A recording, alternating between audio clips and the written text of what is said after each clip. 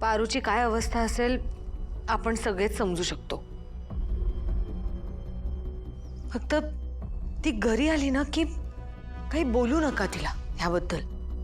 Mohan, specially दामिनीला सांगून ठेव की उगाच पारू समोर काहीतरी बोलू नकोस म्हणून।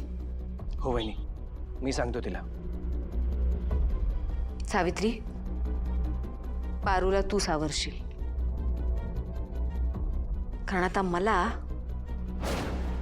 दिशा आणि अनुष्काकडे बघावं लागेल।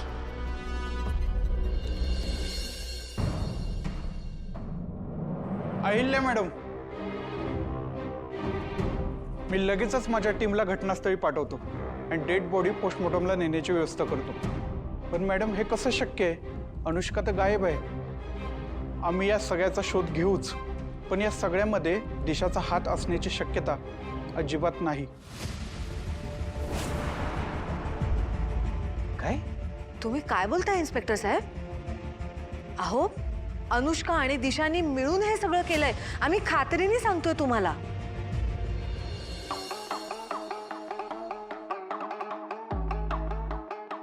हेलो सासू मॉम।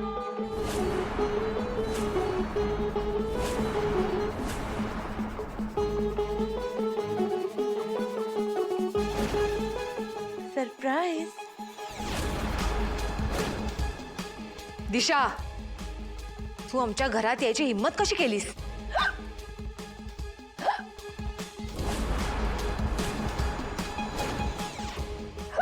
काय करू सासू मॉम, मला ना तुमची खूप आठवण येत राहते। मी ना राहूच नाही शकत माझ्या डिअर सासू मॉम शिवाय। आणि आणि मला माहिती आहे तुम्ही पण माझी खूप आठवण काढत होतात ना। हा, खूप मिस करताना मला, म्हणून तर मला एवढ्या उचक्या लागतात।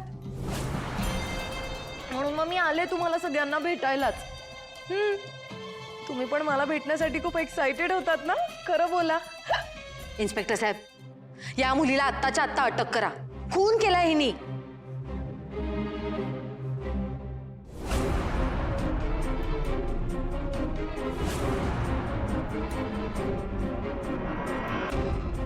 काय झालं?